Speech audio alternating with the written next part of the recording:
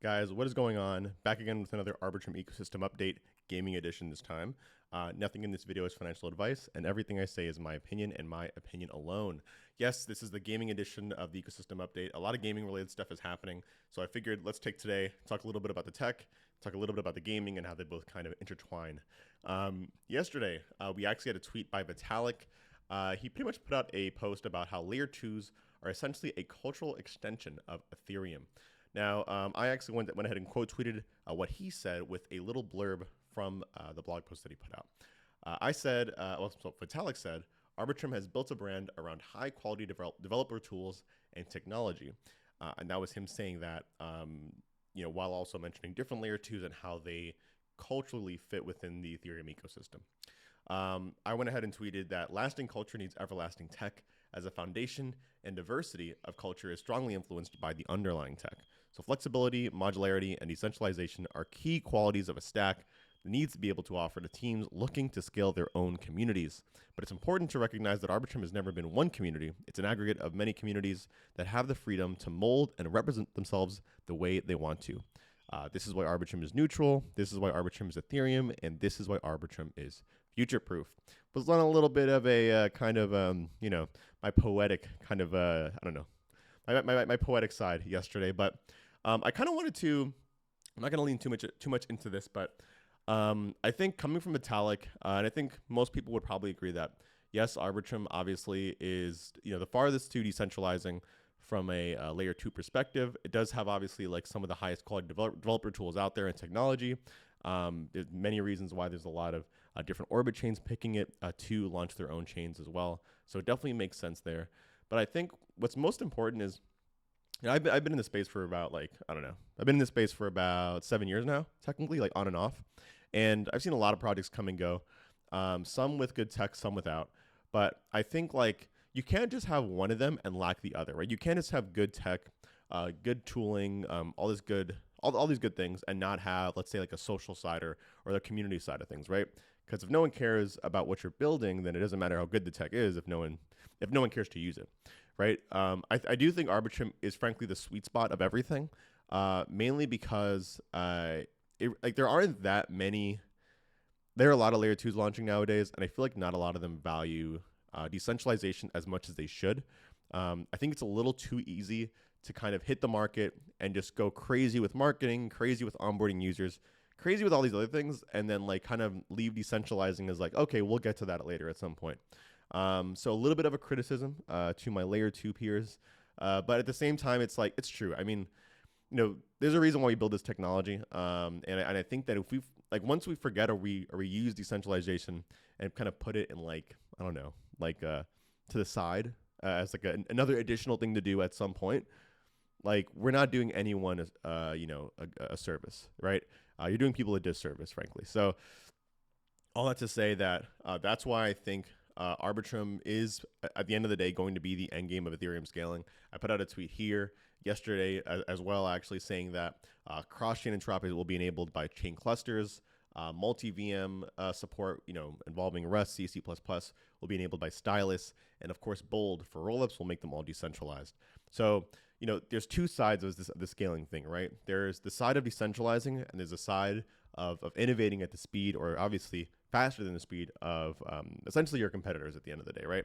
Competitors can include in and out of Web3, frankly, right?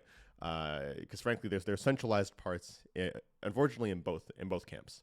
But it's true. I do think color apps need meaningful scale, a scale that only currently Arbitrum can provide. But that being said, there are a couple of things, a couple of announcements, a couple of things that actually released this week that I wanted to kind of touch on that kind of feed into some of this stuff. First was Apex by Proof of Play, the team building Pirate Nation, same team that also happened to build Farmville. They are currently eclipsing almost every L2/L3 at a whopping 8.29 TPS. Surpassing ZK Sync, Blast, OP Mainnet, and even Arbitrum Nova. And then I think someone even quote tweeted from Conduit. They said the real headline here isn't TPS, but it's gas per second, consistently at 12 million gas per second plus. So yeah, Proof of Play team is an amazing example of where layer 3s can be very, very useful.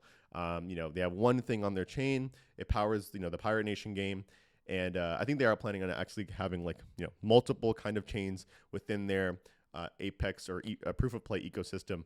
But this obviously currently is one of the best shining examples of, why you might need an why you might need an L3, right? If you have your own audience, like, you have your branding set, who you're marketing to, and if you need your own throughput.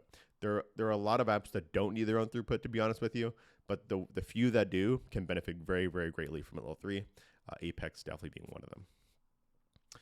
I wanted to also mention, did I hear? Oh, I had it here too, actually. I should have brought it up here.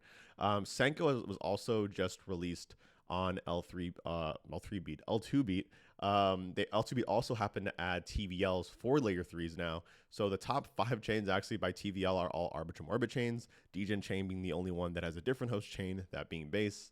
But yeah, Sanko is absolutely killing it with 12.5 million TVL, and I think counting. This isn't counting currently native TVL to the chain, so native tokens that have launched.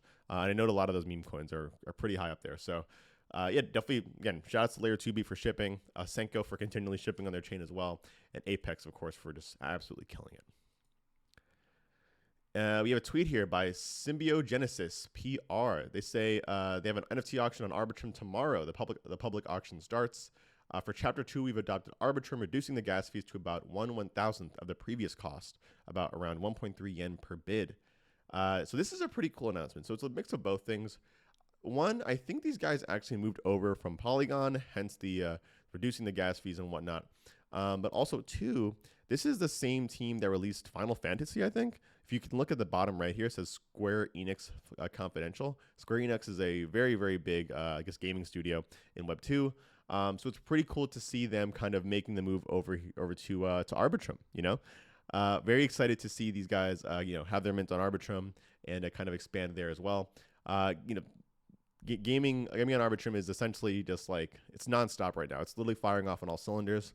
Speaking of that, the catalyzed gaming ecosystem's growth on Arbitrum has just passed, but has just passed Quorum on Tally. So for those of you who don't know, this is essentially the gaming ecosystem proposal that is asking to take roughly around 225 million ARB, which current prices is $250 million, to essentially catalyze gaming on Arbitrum through a multitude of different ways, whether funding, studios, gaming projects, and of course, I think also setting up like literally just like a specific arm to actually run kind of like the gaming part of Arbitrum, which is insane. Where it currently stands, it has passed Quorum. I thought there was an easier way to look at it, actually. Oh, here we go. Bam. Yeah, so Quorum was just passed with the L2 Beats vote finally kind of coming in there. So I think for the most part, unless for some reason like someone with like over 100 million ARB votes against, this is definitely going to pass. Ending votes in about 8 days. So the fact that Quorum passed so early is actually pretty surprising.